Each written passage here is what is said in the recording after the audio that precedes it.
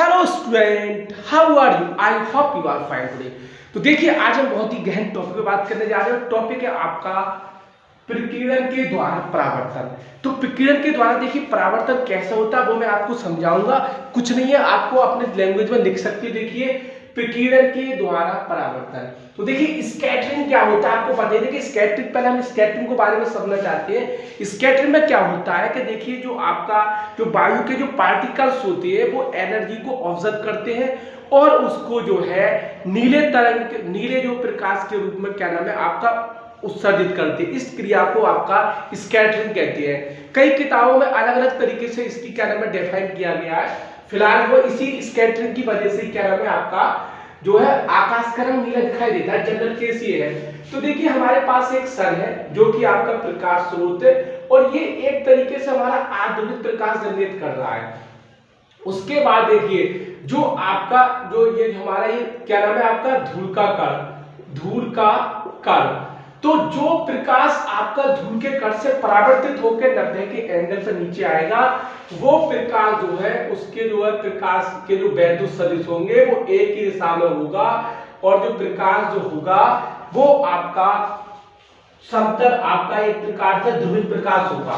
तो ये जो है आपका ध्रुवित प्रकाश होगा। ये इन्होंने कहा है, तो सीधे सीधे आप लिख दो कि भाई जो आपका धूल का कण है वहां से परावर्तन के पश्चात जो कि आपके 90 के एंगल पर परावर्तित होगा वो प्रकाश समतल ध्रुवित होगा। सीधी सीधी लैंग्वेज है, इसको आप बना कर दो।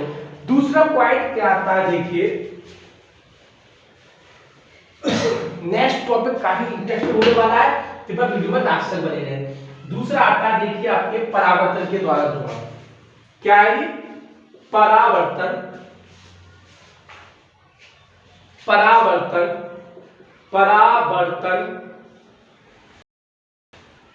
के द्वारा ध्रुवण। तो ये आपका टॉपिक है पोलराइजेशन बाय रिफ्लेक्शन। ये आपका टॉपिक है। तो देखिए आपका परावर्तन के द्वारा ध्रुवण हमारा टॉपिक है। तो देखिए जैसे कि आपका प्रकाश आया, ठीक है, प्रकाश ये आपका जो है अभिलंब है, प्रकाश ये हमारा माध्यम 1 है और ये हमारा जो नीचे जो है आपका माध्यम 2 है। ठीक है जी। कहने का मतलब है कि जो आपका पहले को हमने वायु मान लिया, ये आपका क्या नाम है विरल माध्यम है, ये हमारा रेयर, ये हमने डेंस ले लिया, दूसरा हमने ले लिया पानी। तो जब प्रकाश को जो है आपका आप विरल माध्यम से सघन माध्यम में जाता है तो जो प्रकाश की किरण जो है आपका अभिलंब की ओर झुक जाती है। ये आपका जो इंसिडेंट एंगल है और ये आपका हो गया रिफ्लेक्टेड एंगल। ये सीधा सीधा पॉइंट है। अब इसमें क्या निकल के आता है, तो ये क्या नाम है एक तरीके से स्नेल ने भी इस तरीके का नियम बताया था, उनका अभी इसी तरीके से। अब देखिए पॉइंट क्या है कि इसमें जो पॉइंट ये निकल के आता है कि भाई देखो ये तो आपकी हो गई। अब जो प्रकाश यानी जो किरण जा रही, जो प्रकाश की किरण यहां से जो पानी के ऊपरी लेयर से जो टकराएगी और जो एक प्रकार से इस तरीके से जा रही है, तो ये जो प्रकाश है वो हमारा क्या नाम है, ये हमारा सन मान लीजिए इधर, और इससे जो प्रकाश आ रहा है आपका आध्रुवित आपका प्रकाश आ रहा है। ठीक है, इसके जो प्रकाश संचरण के वैद्युत सदिश है वो आपके सभी दिशाओं में है। तो देखिए यहाँ पे जो प्रकाश जा रहा है वो हमारा क्या है आपका ध्रुवित प्रकाश है। तो ध्रुवित प्रकाश के लिए उन्होंने ये बताया कि भाई इस वाली किरण और जो अपवर्तित किरण है इनके बीच का जो कोण है वो 90 का होना चाहिए। कहने का मुद्दा ये है। तो देखिए पॉइंट क्या निकल के आया, पॉइंट ये निकल के आता है इसमें। तो देखिए परावर्तन के द्वारा ध्रुवण के लिए परावर्तन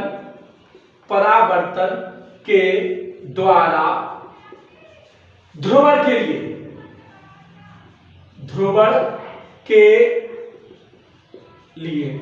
परावर्तन के द्वारा ध्रुवण के लिए देखिए आपका जो है IB प्लस R जो है वो आपका π/2 यानी 90 का होना चाहिए।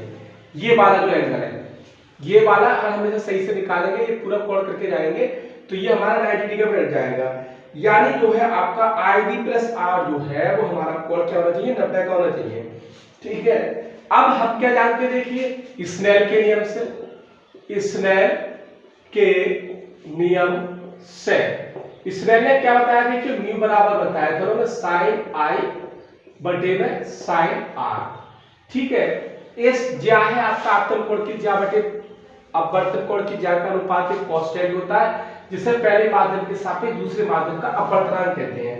तो देखिए अब इसमें क्या करेंगे भाई आप ना, तो देखिए हमारा इसे इन्होंने कह दिया भाई चलो ये पॉइंट है जब आपका, तो इन्होंने बूस्टर कोण कह दिया, इन्होंने आई भी कह दिया साइन आई भी।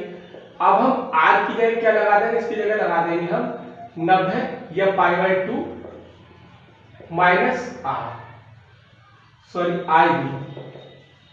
तो देखिए अब इससे आर निकालना चाहें तो π/2 प्लस आई बी माइनस के आई बी, ये इस तरीके से निकल जाएगा आपका आर निकालोगे तो। ठीक है, ये हो गया हमारा, तो साइन आई बी अपॉन कॉस आई बी, ये हमारा म्यू है और म्यू बराबर हो जाएगा tan आई बी। तो यही हमारा बूस्टर का कोण है और म्यू बराबर tan आई बी निकल के आता है, यही बूस्टर का नियम कहलाता है। तो इसमें सबसे खास बात है कि ये जो आपका अपवर्तित किरण, सॉरी परावर्तित किरण और अपवर्तित किरण, इन दोनों के बीच का जो एंगल है वो आपका 90 डिग्री होना चाहिए एक दूसरे पर। जब यदि अपवर्तित और परावर्तित किरण एक दूसरे के बीच समकोण बनाती हैं तभी ऐसा केस आपका पॉसिबल है, अन्यथा पॉसिबल नहीं होगा। सही है, ये वाला पॉइंट आपका निकल के आ जाता है। ठीक है जी, तो आपको मेरी बात अगर आपको पसंद आई हो तो केवल वीडियो को लाइक करें, चैनल को सब्सक्राइब करें और बेल आइकन को प्रेस करना ना भूलें।